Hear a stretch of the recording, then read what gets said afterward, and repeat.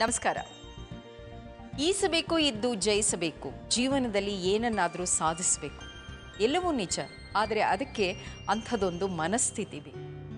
ಅದಕ್ಕೆ ನಮ್ಮ ದೇಹ ಸಹಕರಿಸಬೇಕು. ಅದಕ್ಕೆ ಅನಿವಾರ್ಯವಾಗಿ ಬೇಕು ಆರೋಗ್ಯ. ಆರೋಗ್ಯ ಕೈಕೊಟ್ಟಾಗ ಬದುಕೇ ಕೈಕೊಟ್ಟ ಹಾಗೆ. ಹಾಗಾಗಿ ಆರೋಗ್ಯ ಸಮಸ್ಯೆಗಳಿಂದ ಪಾರಾಗೋ ಬಗೆ ಹೇಗೆ? ಉತ್ತರಗಳು ಇಲ್ಲಿವೆ. ಇದು ಹೆಲ್ತ್ ಪ್ಲಸ್. ಇವತ್ತಿನ ಸಂಚಿಕೆಗೆ ನಿಮಗಿದು ಸುಸ್ವಾಗತ.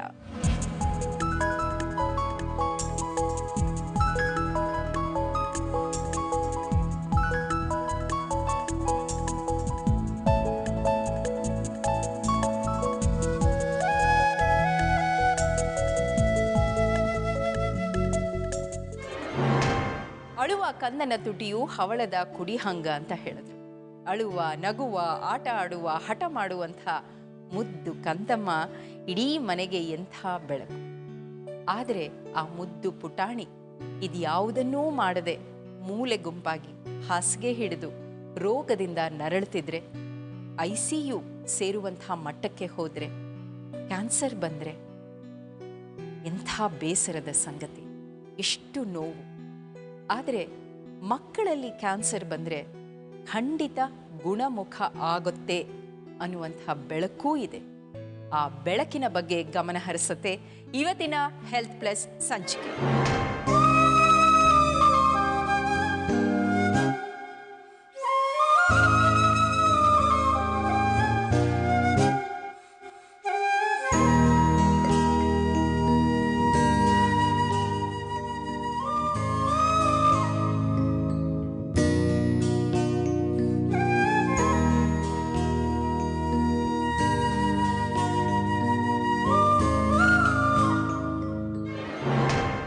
ICU ತಜ್ಞರಾಗಿ ವಿಶೇಷವಾಗಿ ಶಿಶು ಚಿಕಿತ್ಸೆ ಬಗ್ಗೆ ಗಮನ ಹರಿಸ್ತಾ ಕ್ಯಾನ್ಸರ್ ಪೀಡಿತ ಮಕ್ಕಳ ಬಗ್ಗೆ ಹೆಚ್ಚಿನ ಚಿಕಿತ್ಸೆ ನೀಡ್ತಾ ಇರುವಂತಹ ಡಾಕ್ಟರ್ ಸುಜಾತಾ ಇವತ್ತಿನ ಹೆಲ್ತ್ ಪ್ಲಸ್ ಸಂಚಿಕೆಯಲ್ಲಿ.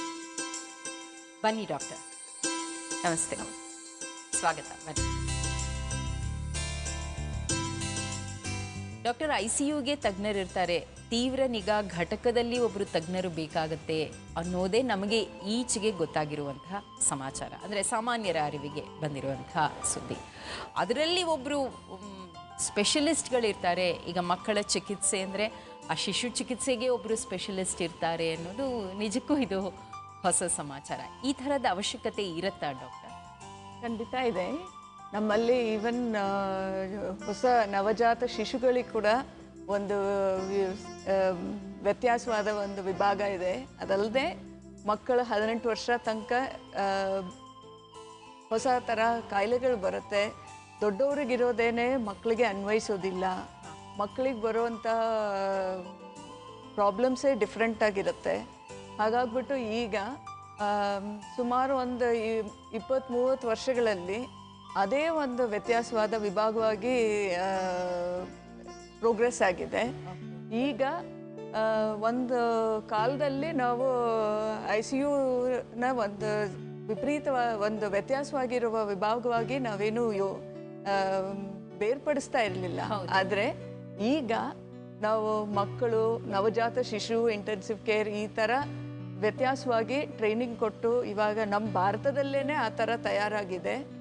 ಈಗ ಮಕ್ಕಳದು ಇಂಟೆನ್ಸಿವ್ ಕೇರೇ ಒಂದು ವ್ಯತ್ಯಾಸವಾದ ವಿಭಾಗವಾಗಿ ತಯಾರಾಗಿದೆ.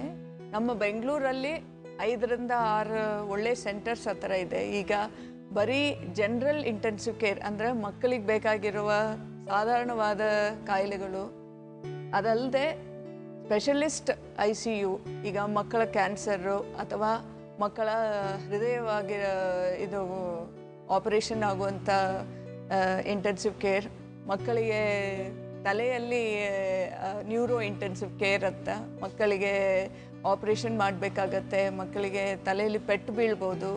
ಅದೇ ಒಂದು ವ್ಯತ್ಯಾಸವಾಗಿರುವ ವಿಭಾಗವಾಗಿ ತಯಾರಾಗಿದೆ. ಅಂದರೆ ಒಟ್ಟಾರೆಯಾಗಿ ಈಗ ನಾವು ಅರ್ಥ ಮಾಡ್ಕೊಳ್ಬೇಕಾದ ಇಷ್ಟೇ, ನಮಗೆ ICU ತೀವ್ರ ನಿಗಾ ಘಟಕ ಅಂದರೆ ಯಾರ್ಯಾರಿಗೆ ಸಿಕ್ಕಾಪಟ್ಟೆ ಸೀರಿಯಸ್ ಆಗಿದೆಯೋ ಅವರೆಲ್ಲರೂ, ದೊಡ್ಡವರು ಇರ್ಬೋದು ಚಿಕ್ಕವರು ಇರ್ಬೋದು, ಅಲ್ಲಿ ಇರ್ತಾರೆ ಅನ್ನೋದು ಒಂದೇ ಒಂದು ಕಲ್ಪನೆ.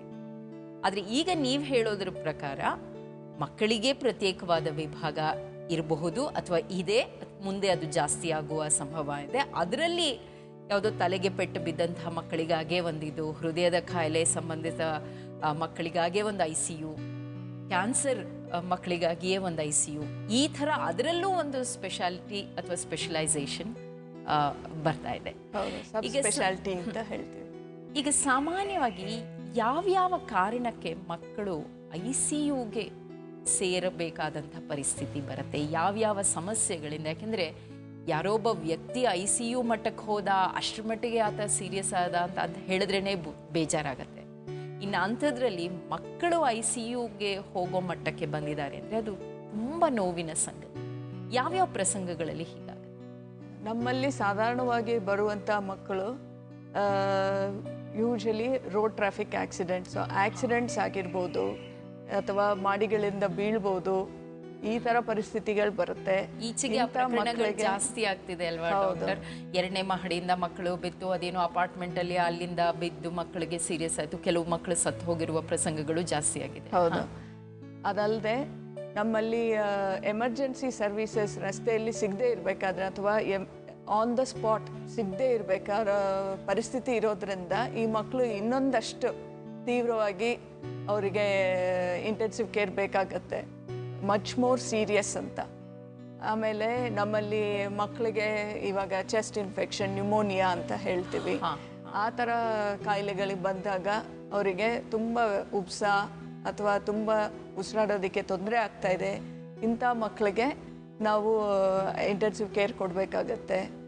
ನಾವು ಈ ಸಂಚಿಕೆಯಲ್ಲಿ ಬಹುಶಃ ಕ್ಯಾನ್ಸರ್ ಪೀಡಿತ ಮಕ್ಕಳ ಬಗ್ಗೆ ಹೆಚ್ಚು ಗಮನ ಹರಿಸಿದ್ರೆ ವಾಸಿ ಅಂತ ಅನ್ಸುತ್ತೆ ಡಾಕ್ಟರ್. ತುಂಬ ನೋವಿನ, ಕ್ಯಾನ್ಸರ್ ಅನ್ನುವ ಆ ಪದನೇ ಬೇಸರ, ತುಂಬ ವ್ಯಥೆ, ನೋವು ಉಂಟು ಮಾಡುವಂಥದ್ದು. ಇನ್ನು ಅದಕ್ಕೆ ಮಕ್ಕಳು ಕ್ಯಾನ್ಸರ್ ಪೀಡಿತರಾದರೆ ಸಿಕ್ಕಾಪಟ್ಟೆ ನೋವಿನ ಸಂಗತಿ. ಈಗ ತುಂಬ ಪ್ರಕರಣ ಹೆಚ್ಚಾಗ್ತಿದೆ ಅಲ್ವಾ ಡಾಕ್ಟರ್? ಅದೇ ನಮ್ಮಲ್ಲಿ ಬ್ಯಾಂಗ್ಳೂರ್ ಕ್ಯಾನ್ಸರ್ ರಿಜಿಸ್ಟ್ರಿ ಅಂತಲೇ ಇದೆ. ಈಗ ಅದರಲ್ಲಿ ನಾವು ಬೆಂಗಳೂರಲ್ಲಿ ಎಷ್ಟು ಮಕ್ಕಳಿಗೆ ಕ್ಯಾನ್ಸರ್ ಬರುತ್ತೆ ಅಂತ ಅದನ್ನು ನಾವು ರಿಜಿಸ್ಟರ್ ಮಾಡ್ಕೋತಾ ಇದ್ದೀವಿ. ಆದರೆ ಮೋರ್ ಇಂಪಾರ್ಟೆಂಟ್ಲಿ ಭಿನ್ನವಾದ ಕ್ಯಾನ್ಸರ್ಸ್ ಇವೆ. ಈಗ ಅದರದ್ದು ಅರಿವು ಜಾಸ್ತಿ ಆಗ್ತಾ ಇದೆ. ಮಕ್ಕಳಿಗೆ ಕ್ಯಾನ್ಸರ್ ಟ್ರೀಟ್ಮೆಂಟ್ ಬೇಕಾಗತ್ತೆ, ಇದರಿಂದ ನಾವು ಒಂದು ವಿಶೇಷವಾದ ತಜ್ಞರ ಹತ್ರ ಹೋಗಬೇಕಾಗತ್ತೆ. ಈ ಥರ ವ್ಯತ್ಯಾಸವಾಗಿ ಅವೇರ್ನೆಸ್ ತುಂಬ ಕಡಿಮೆ ಇದೆ ನಮ್ಮಲ್ಲಿ. ನೀವು ಹೇಳೋ ಥರ ಮಕ್ಕಳಿಗೆ ಕ್ಯಾನ್ಸರ್ ಬರುತ್ತಾ ಅನ್ನೋದು ಮೊದಲ ಪ್ರಶ್ನೆ ಇರುತ್ತೆ. ಆದರೆ ಮಕ್ಕಳಿಗೆ ಕ್ಯಾನ್ಸರ್ ಬಂದರೆ ದೊಡ್ಡವ್ರ ಥರನೇ ಇವ್ರಿಗೂ ಜೀವಕ್ಕೆ ಅಪಾಯ ಆಗತ್ತಾ, ಅದು ಇನ್ನು ಸೆಕೆಂಡ್ ಸ್ಟೆಪ್. ಇದನ್ನು ನಾವು ಆಕ್ಸೆಪ್ಟ್ ಮಾಡ್ಕೊಳ್ಳೋದ್ರಲ್ಲೇ ನಾವು ಇಂಪಾರ್ಟೆಂಟ್ ಟೈಮ್ನ ವೇಸ್ಟ್ ಮಾಡ್ಕೋತಾ ಇರ್ತೀವಿ, ಇಂಪಾರ್ಟೆಂಟ್ ಇದು ಸಮಯಗಳನ್ನ ವ್ಯರ್ಥ ಮಾಡ್ಕೋತಾ ಇರ್ತೀವಿ. ಫಾರ್ ಎಕ್ಸಾಂಪಲ್, ಮಕ್ಕಳಿಗೆ ಬರುವಂಥ ಬ್ಲಡ್ ಕ್ಯಾನ್ಸರ್ ಅದೇ ಒಂದು ವ್ಯತ್ಯಾಸವಾಗಿರುತ್ತೆ, ಅಥವಾ ಮಕ್ಕಳಲ್ಲಿ ಬ್ರೈನ್ ಟ್ಯೂಮರ್ಸ್ ಬರ್ಬೋದು. ಸಾಮಾನ್ಯವಾಗಿ ಮಕ್ಕಳಲ್ಲಿ ಕ್ಯಾನ್ಸರ್ ಅಂತಂದರೆ ಯಾವ್ಯಾವ ಅಂಗಗಳಿಗೆ ಕ್ಯಾನ್ಸರ್ ಕಾಣಿಸ್ಕೊಳ್ಳೋ ಸಂಭವ ಜಾಸ್ತಿ ಡಾಕ್ಟರ್? ಮಕ್ಕಳಲ್ಲಿ ಸಾಧಾರಣವಾಗಿ ಬ್ಲಡ್ ಕ್ಯಾನ್ಸರ್ ಅನ್ನೋದು ಕಾಮನೆಸ್ಟ್. ಈಗ ನಮ್ಮಲ್ಲಿ ಬೇಕಾದಷ್ಟು ಪ್ರೋಗ್ರೆಸ್ ಮಾಡಿದ್ದೀವಿ. ಅದರಿಂದ ನಾವು ಇಂಥ ಮಕ್ಕಳಿಗೆ ಅರ್ಲಿ ಟ್ರೀಟ್ಮೆಂಟ್ ಕೊಟ್ಟರೆ ಈ ಮಕ್ಕಳು ತುಂಬ ಚೆನ್ನಾಗಿ ಮಾಡ್ತಾರೆ, ಅವ್ರದ್ದು ಔಟ್ಕಮ್ಸ್ ಚೆನ್ನಾಗಿದೆ ಇವಾಗ ಸದ್ಯಕ್ಕೆ. ಆದರೆ ಇದರದ್ದು ಅರಿವು ಜನರಲ್ಲಿ ಕಡಿಮೆ ಇದೆ. ನಾವು ಬಹುಮೂಲ್ಯವಾದ ಸಮಯಗಳನ್ನ ನಾವು ವ್ಯರ್ಥ ಮಾಡ್ಕೋತೀವಿ. ಯಾಕೆಂದರೆ ನಮ್ಮಲ್ಲಿ ಬೇಸರ ಜಾಸ್ತಿ ಬಂದಲು ಬರುತ್ತೆ. ನಾವು ಅನ್ಕೋತೀವಿ ನಮ್ಮ ಮಗು ಕ್ಯಾನ್ಸರ್ ಬಂತ, ಅವ್ರು ಯಾರಿಗೋ ಕ್ಯಾನ್ಸರ್ ಬಂತು, ಅವ್ರು ತೀರ್ಕೊಂಡ್ಬಿಟ್ರು, ಅಥವಾ ದೊಡ್ಡವರು ವಯಸ್ಸಾದವರು 80 ವರ್ಷದವರು ಅವ್ರಿಗೆ ಕ್ಯಾನ್ಸರ್ ಬರುತ್ತೆ, ಮಕ್ಳಿಗೆ ಕ್ಯಾನ್ಸರ್ ಬರ್ಲಿಕ್ಕೆ ಸಾಧ್ಯನೇ? ಈ ಥರ ಇಂಪಾರ್ಟೆಂಟ್ ಸಮಯನ ವ್ಯರ್ಥ ಮಾಡ್ಕೊಂಡ್ಬಿಡ್ತೀವಿ ಶಾಕ್ ನಮ್ಮ ರೆಸ್ಪಾನ್ಸಸ್ಸಲ್ಲಿ. ಆದರೆ ಇಂಥ ಸಮಯದಲ್ಲಿ ನಮಗೆ ಬೇಕಾಗಿರೋದು, ಆಯಿತು ನಮ್ಮ ಮಗು ಕ್ಯಾನ್ಸರ್ ಬಂದಿದೆಯಾ, ಯಾವ ತಜ್ಞರ ಹತ್ರ ನಾವು ಹೋಗ್ಬೋದು, ಇದಕ್ಕೆ ಸರಿಯಾದ ಇದು ಟ್ರೀಟ್ಮೆಂಟ್ ಎಲ್ಲಿಂದ ನಾವು ತೆಕ್ಕೋಬೋದು, ಈ ಥರ ಯೋಚನೆ ಮಾಡಿ ಅರ್ಲಿ ಟ್ರೀಟ್ಮೆಂಟ್ ಕೊಟ್ಟರೆ ಮಕ್ಕಳು ಚೆನ್ನಾಗಿ ಮಾಡ್ತಾರೆ, ಸುಮಾರು ಜನ ಚೆನ್ನಾಗಿ ಮಾಡ್ತಾರೆ. ಮಕ್ಕಳಲ್ಲಿ ಕ್ಯಾನ್ಸರ್ ಭರವಸೆಯ ಬೆಳಕು ಖಂಡಿತ ಇದೆ. ಆದರೆ ಬೆಳಕನ್ನು ಅತ್ಯಂತ ಬೇಗ ಶೀಘ್ರವಾಗಿ ಹುಡುಕಿಕೊಂಡು ಹೋಗುವಂತಹ ಜವಾಬ್ದಾರಿ ಪೋಷಕರ ಮೇಲಿದೆ. ಇಷ್ಟು ಅಂಶವನ್ನು ಡಾಕ್ಟರ್ ಸುಜಾತ ಅವರು ನಮಗಾಗಿ ಈ ಹಂತದಲ್ಲಿ ತಿಳಿಸಿದ್ದಾರೆ. ಮುಂದಿನ ಹಂತದಲ್ಲಿ ಇದೇ ವಿಷಯದ ಬಗ್ಗೆ ಮತ್ತಷ್ಟು ಬೆಳಕು ಚೆಲ್ಲಲಿದೆ. Health plus. ಇದು ವಿರಾಮದ ಸಮಯ.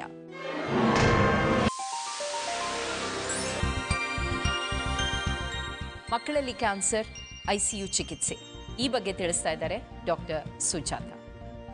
ಡಾಕ್ಟರ್, ಒಂದು ಮುಖ್ಯವಾದ ಭರವಸೆ ಕೊಡುವಂಥ ಒಂದು ಅಂಶವನ್ನು ಮೊದಲನೇ ಹಂತದಲ್ಲಿ ನೀವು ತಿಳಿಸಿದ್ದೀರಿ.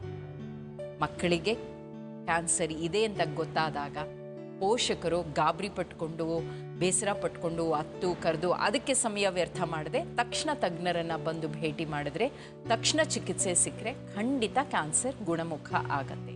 ಆದರೆ ನೀವು ICUನಲ್ಲಿ ಮಕ್ಕಳ ಚಿಕಿತ್ಸೆಯ ತಜ್ಞರು, ವಿಶೇಷವಾಗಿ ಕ್ಯಾನ್ಸರ್ ಬಗ್ಗೆ ಗಮನ ಹರಿಸ್ತಿರೋ ಅಂತ, ಗುಣಮುಖ ಆಗ್ತಾರೆ ಮಕ್ಕಳು ಅಂತ ಹೇಳಿದ್ದೀರಿ. ಆದರೆ ICU ಮಟ್ಟಕ್ಕೆ ಮಕ್ಕಳು ಬರ್ತಾರೆ ಅಂತಂದರೆ ಕ್ಯಾನ್ಸರ್ ಪೀಡಿತ ಮಕ್ಕಳು ಹೇಗೆ ಡಾಕ್ಟರ್? ಇದು ICU ಮಟ್ಟಕ್ಕೆ ಬಂದು ಗುಣಮುಖ ಆಗ್ಬೋದಾ? ನಮ್ಮಲ್ಲಿ ಇವಾಗ ನಾವು ಕೊಡ್ತಾ ಇರೋ ಚಿಕಿತ್ಸೆ ಮಕ್ಕಳ ಕ್ಯಾನ್ಸರ್ಗೆ ಸಾಕಷ್ಟು ವ್ಯತ್ಯಾಸವಾಗಿರುವಂಥ ಅಥವಾ ವ್ಯತ್ಯಾಸವಾಗಿರೋ ಡೋಸಲ್ಲಿ ನಾವು ಟ್ರೀಟ್ಮೆಂಟ್ ಕೊಡ್ತೀವಿ. ಈ ಕಾರಣದಿಂದಾಗಿ ಕೂಡ ಮಕ್ಕಳು ಇಂಟೆನ್ಸಿವ್ ಕೇರಿಗೆ ಬರ್ಬೋದು. ಮಕ್ಕಳಿಗೆ ನಾವು ಕೊಡೋ ಕ್ಯಾನ್ಸರ್ ಟ್ರೀಟ್ಮೆಂಟ್ ಪ್ರಕಾರ ಅವರಿಗೆ ನಾವು ಆ ಕ್ಯಾನ್ಸರ್ ಸೆಲ್ಸ್ನ ಮಾತ್ರ ಕಿಲ್ ಮಾಡಲಿಕ್ಕೆ ಸಾಧ್ಯ ಇಲ್ಲ. ಹಾಗಾಗ್ಬಿಟ್ಟು ನಮ್ಮಲ್ಲಿರೋ ನಾರ್ಮಲ್ ಸೆಲ್ಸ್ ಕೂಡ, ಅಂದರೆ ನಮ್ಮಲ್ಲಿ ಫೈಟ್ ಮಾಡುವಂಥ ಇಮ್ಯುನಿಟಿ ಅಂತ ಹೇಳ್ತೀವಿ, ನಮಗೆ ಯಾವುದೇ ಇನ್ಫೆಕ್ಷನ್ ಬಂದ್ರೂ ನಾವು ಅದನ್ನು ಎದುರಿಸೋದಕ್ಕೆ ನಮ್ಮಲ್ಲಿ ಬಿಳಿ ಕಣಗಳಿರುತ್ತೆ ರಕ್ತದಲ್ಲಿ ಇರುವಂತಹ ರೋಗ ನಿರೋಧಕ ಶಕ್ತಿ. ಕರೆಕ್ಟ್. ಸೊ ಈ ಥರ ಇರುವಂಥ ವೈಟ್ ಸೆಲ್ಸ್ ಅಥವಾ ನ್ಯೂಟ್ರೋಫಿಲ್ಸ್ ಅಂತ ಏನು ಹೇಳ್ತೀವೋ ಅದು ಕಡಿಮೆ ಆಗಿ ಈ ಮಕ್ಕಳಿಗೆ ಇನ್ಫೆಕ್ಷನ್ ಆಗುವ ಸಂಭವ ತುಂಬ ಇರುತ್ತೆ. ಈ ಮಕ್ಕಳು ಚೆನ್ನಾಗೇ ಇರ್ತಾರೆ, ಚೆನ್ನಾಗಿ ಮಾತಾಡ್ತಾ ಇರ್ತಾರೆ, ಅವ್ರಿಗೆ ಬರೀ ಒಂದೇ ಒಂದು ಜ್ವರ ಬಂದಿರ್ಬೋದು. ಆದರೆ ಈ ಜ್ವರ ಒಂದೇ ಅವ್ರ ಜೀವನ ತೆಗಿಬೋದು. ಯಾಕೆಂದರೆ ನಮ್ಮಲ್ಲಿ ಕೆಮ್ಮು, ಕಫ, ಈ ಥರ ಬೇರೆ ಬೇರೆ ವ್ಯತ್ಯಾಸವಾಗಿರುವಂಥ ಸಿಂಪ್ಟಮ್ಸ್ ಇರುತ್ತೆ. ಆದರೆ ಈ ಮಕ್ಕಳಿಗೆ ಆ ಥರ ಇರಲಿಕ್ಕೆ ಸಾಧ್ಯ ಇಲ್ಲ. ಯಾಕೆಂದರೆ ಇವ್ರು ಬರೋದೇ, ಇವ್ರು ಆರಾಮಾಗಿ ಆಟಾಡ್ತಾ ಇರ್ತಾರೆ. ನಾವು ಅದಕ್ಕೇ ಬೇಗ ಇದನ್ನು ಗುರುತುಪಡಿಸೋದಕ್ಕೋಸ್ಕರನೇ ಬೇಗ ಬ್ಲಡ್ ಟೆಸ್ಟ್ ಮಾಡ್ತಾ ಇರ್ತೀವಿ ಅವಾಗವಾಗ. ಇವ್ರದ್ದು ನಾವೇನಂತೀವಿ, ಕ್ಯಾನ್ಸರ್ ಮಕ್ಕಳಿದ್ದವ್ರು ನೀವು ಕೇಳಿರ್ಬೋದು, ನಾವು ಕೌಂಟ್ಸ್ ನೋಡ್ಕೋತಾ ಇದ್ದೀವಿ ಅಂತ. ಈ ಬಿಳಿ ಕಣಗಳು ಎಷ್ಟಿದೆ, ಇದರಿಂದ ಏನು ಪರಿಣಾಮ ಆಗತ್ತೆ ಅಂತ ನೋಡ್ಕೋತಾ ಇರ್ತೀವಿ. ನಾವು ಮೊದಲ ಚಿಕಿತ್ಸೆ ಶುರು ಮಾಡಿದಾಗ್ಲೇ ಈ ಮಕ್ಕಳ ವೈದ್ಯರು ಆಲ್ರೆಡಿ ಅವರಿಗೆ ಪ್ರೈಮ್ ಮಾಡಿರ್ತಾರೆ, ಅವರಿಗೆ ಇನ್ಫಾರ್ಮ್ ಮಾಡಿರ್ತಾರೆ, ನೋಡಿ ಈ ಥರ ಆದರೆ ಕಷ್ಟ ಇದು ಅಂತ. ಸೊ ನಾವೇನಂತೀವಿ, 100 ಡಿಗ್ರಿಗಿನ್ನೂ ಜಾಸ್ತಿ ಇವರಿಗೆ ಜ್ವರ ಬಂತು ಅಂದರೆ ತಕ್ಷಣ ನೀವು ಆಸ್ಪತ್ರೆಗೆ ಬರಬೇಕು. ಮತ್ತು ಚಿಕಿತ್ಸೆ ಇಮ್ಮಿಡಿಯೇಟ್ಲಿ ತಗೊಂಡ್ರೆ ಇವರಿಗೆ ICU ಬರುವಂಥ ಸಂಭವಗಳು ತುಂಬ ಕಡಿಮೆ. ಆದರೆ ನಾವು ಅಷ್ಟು ಬೇಗ ಟ್ರೀಟ್ಮೆಂಟ್ ಕೊಟ್ಟರೂ ಕೆಲವೊಮ್ಮೆ ಇದು ಸಾಲದೇ ಇರ್ಬೋದು, ಈ ಮಕ್ಕಳಿಗೆ ತಡ್ಕೊಳ್ದೇ ಇರ್ಬೋದು. ಅಂಥ ಮಕ್ಕಳು ICUಗೆ ಬರೋ ಸಂಭವ ಜಾಸ್ತಿ. ಸಾಮಾನ್ಯವಾಗಿ ICUಗೆ ಬರುವಂಥ ಕ್ಯಾನ್ಸರ್ ಮಕ್ಕಳು ಎಷ್ಟು ದಿವಸ ಅಲ್ಲಿ ಇರಬೇಕಾಗತ್ತೆ ಡಾಕ್ಟರ್? ಯಾವುದೇ ಕ್ಯಾನ್ಸರ್ ಇರ್ಬೋದು. ನೀವು ಒಂದು ಮಾತನ್ನ ತಿಳಿಸ್ತಾ ಇದ್ರಿ, ಏನು ಅಂದರೆ ರಕ್ತ ಕ್ಯಾನ್ಸರ್, ಬ್ಲಡ್ ಕ್ಯಾನ್ಸರೇ ಮಕ್ಕಳಲ್ಲಿ ಜಾಸ್ತಿ ಕಂಡು ಬರುತ್ತೆ ಅಂತ. ಈಗ ಅಂಥದ್ದೊಂದು ಉದಾಹರಣೆ ತಗೊಂಡ್ರೆ, ಅಂಥ ಮಗು ಯಾವುದೋ ಒಂದು ಟ್ರೀಟ್ಮೆಂಟ್ ಸಲುವಾಗಿ ICUಗೆ ದಾಖಲೆ ಆಗಿದೆ ಅಂತಂದರೆ ಎಷ್ಟು ಸಮಯ ICUನಲ್ಲಿ ಇರಬೇಕಾಗತ್ತೆ? ನಾವು ನಮ್ಮ ICUಲಿ ಆದಷ್ಟು ತುಂಬ ಇನ್ವೇಸಿವ್ ಪ್ರೊಸೀಜರ್ಸ್, ಅಂದರೆ ಮಕ್ಕಳಿಗೆ ಇವಾಗ ಉಸಿರಾಡೋದಕ್ಕೆ ತೊಂದರೆ ಆಗ್ಬೋದು, ಅವರಿಗೆ ನಾವೊಂದು ಟ್ಯೂಬ್ ಹಾಕ್ತೀವಿ, ಅವರಿಗೊಂದು ಬ್ರೀದಿಂಗ್ ಮೆಷಿನ್ ವೆಂಟಿಲೇಟರ್ ಮೇಲೆ ಹಾಕ್ತೀವಿ, ಅವರಿಗೆ ಬ್ಲಡ್ ಪ್ರೆಷರ್ ತುಂಬ ಕಡಿಮೆ ಇರ್ಬೋದು, ಅವರಿಗೆ ಅದಕ್ಕೆ ಬೇಕಾಗಿರುವಂಥ ಔಷಧಿಗಳು ನಾವು ಡ್ರಿಪ್ಸಲ್ಲಿ ಕೊಡ್ತಾ ಇರ್ಬೋದು. ಈ ಥರ ಮಕ್ಕಳಿಗೆ ಒಳ್ಳೆ ಇದು ಪರಿಣಾಮ ಕೊಡಬೇಕು ಅಂದರೆ the key is time and early recognition. Okay, ನಾವು ಮೊದಲೇ ಇದನ್ನು ಕಂಡಿಡ್ಕೊಂಡು ನಾವು ಟ್ರೀಟ್ಮೆಂಟ್ ಮೊದಲೇ ಶುರು ಮಾಡ್ಕೊಂಡ್ಬಿಟ್ರೆ ನಮ್ಮಲ್ಲಿ ಔಟ್ಕಮ್ಸ್ ಚೆನ್ನಾಗಿರುತ್ತೆ. ಕ್ಯಾನ್ಸರ್ ಮಕ್ಕಳಿಗೆ ಅದೇ ಥರ ಶಾಕ್ ಅಂತ ಬಂದರೆ ಅವರಿಗೆ ಅದು ಪ್ರಾಣಕ್ಕೆ ಅಪಾಯ ತುಂಬ ಹೆಚ್ಚು, ಅವರ ರಿಸ್ಕ್ ತುಂಬ ಹೆಚ್ಚಿರುತ್ತೆ. ಆದರೆ ಅರ್ಲಿ ಟ್ರೀಟ್ಮೆಂಟ್ ಕೊಟ್ಟರೆ ಇದನ್ನು ನಾವು ಚೆನ್ನಾಗಿ ಗುಣಪಡಿಸ್ಬೋದು. ಆದರೆ ನಾವು ಅದನ್ನು ಟ್ರಯಲ್ ಥರ ಕೊಟ್ಟು ನಾವು ಚೆನ್ನಾಗಿ ನೋಡ್ಕೋತೀವಿ ಈ ಥರ ಮಕ್ಕಳನ್ನ. ಇದಕ್ಕೆ ನಾವು ಹಿಂದೆ ಜರಿಯೋದಿಲ್ಲ. ಯಾಕೆಂದರೆ ಸುಮಾರು ಜನ ಇಂಟೆನ್ಸಿವ್ ಕೇರಿಗೆ ಹೋಗಬೇಕಾ, ಇಷ್ಟು ದುಡ್ಡು ಖರ್ಚಾಗತ್ತೆ, ಇದರಲ್ಲಿ ಗ್ಯಾರಂಟಿ ಕೊಡ್ತೀರಾ, ಈ ಥರ ಅದರಲ್ಲಿ ತುಂಬ ವ್ಯರ್ಥ ಆಗುತ್ತೆ ಸಮಯ. ಸೊ ಇಂಥ ವಿಷಯಗಳಲ್ಲಿ ನಾವು ತುಂಬ ಪ್ರೊಯಾಕ್ಟಿವ್ ಆಗಿ ಮುಂದೆ ಹೋಗ್ತಾ ಇರ್ತೀವಿ. ಎಷ್ಟು ದಿವಸ ಇಟ್ಕೊಳ್ತೀರಾ ಆ ಥರ ಕಂಪ್ಲೇಂಟ್ ಇದ್ದು ಬಂದು ICUಗೆ ದಾಖಲಾಗಿರುವಂಥ ಮಕ್ಕಳು ಸಾಧಾರಣ ಎಷ್ಟು ದಿವಸ ಇರ್ತಾರೆ? ಒಂದು ವಾರಕ್ಕಿನ್ನೂ ಕಡಿಮೆ ಅವ್ರೇನಾದರೂ ಅಲ್ಲಿತ್ತು ಅಂದರೆ ಅವರಿಗೆ ಪ್ರಾಣಕ್ಕಪಾಯ ಜಾಸ್ತಿ ಇದೆ ಅಂತ ಅರ್ಥ. ಸೊ ವಿದಿನ್ 24-48 ಅವರ್ಸ್ ನಮಗೆ ಗೊತ್ತಾಗುತ್ತೆ ಇವ್ರು ಯಾವ ರೀತಿ ಹೋಗ್ತಾ ಇದ್ದಾರೆ ಅಂತ. ಸಪೋಸ್ ಇವ್ರ ಶಾಕ್ನ ನಾವು ರಿವರ್ಸ್ ಮಾಡೋಕ್ಕಾಗಿಲ್ಲ ಅಂದರೆ in the first few hours ಅವ್ರ ಚಾನ್ಸಸ್ ಕಡಿಮೆ ಹಾಕ್ಕೊಂಡು ಹೋಗ್ತಾ ಇರುತ್ತೆ. Every hour we delay our outcomes change.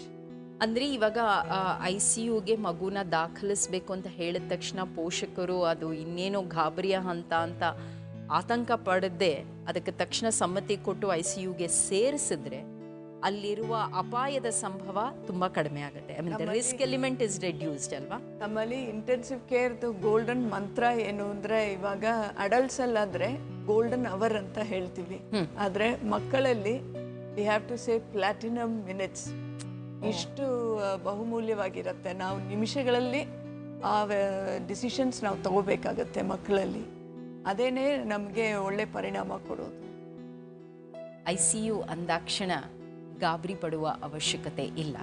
ಯಾವುದೋ ಒಂದು ಅಪಾಯದ ಸೂಚನೆ ಇದೆ, ಅಪಾಯದಿಂದ ಪಾರಾಗುವ ಸಲುವಾಗಿ ICUಗೆ ದಾಖಲಿಸಬೇಕು ಅಂತ ವೈದ್ಯರು ಹೇಳ್ತಿದ್ದಾರೆ ಅನ್ನುವ ಒಂದು ಸರಳ ಅಂಶವನ್ನು ನಾವು ನೆನಪಿನಲ್ಲಿ ಇಟ್ಕೊಂಡ್ರೆ ಸಾಕು. ಮುಂದೆ ಆಗುವಂತಹ ಅನೇಕ ಅಪಾಯ ಮತ್ತು ಅನಾಹುತಗಳನ್ನು ತಪ್ಪಿಸಬಹುದು. ಮಕ್ಕಳಲ್ಲಿ ಕ್ಯಾನ್ಸರ್, ICU ಚಿಕಿತ್ಸೆ, ಈ ಬಗ್ಗೆ ಇವತ್ತಿನ ಸಂಚಿಕೆಯಲ್ಲಿ ಗಮನ ಹರಿಸ್ತಾ ಇದ್ದೀವಿ. ತಿಳಿಸ್ತಾ ಇದ್ದಾರೆ ಡಾಕ್ಟರ್ ಸುಜಾತ. ಈಗ ವಿರಾಮ.